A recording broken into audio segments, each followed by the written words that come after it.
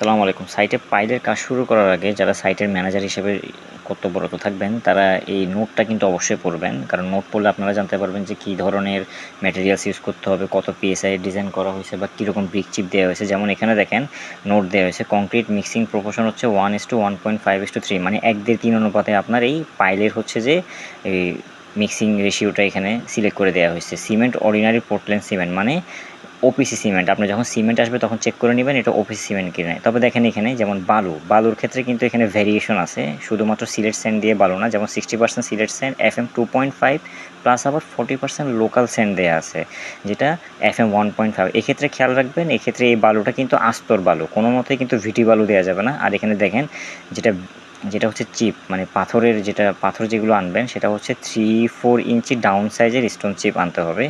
আর কংক্রিটের compressive strength cylinder FC দেওয়া আছে 3000 পিএসআই, মানে 3000 পিএসআইয়ের এটা ডিজাইন করা হয়েছে পাইলটাকে।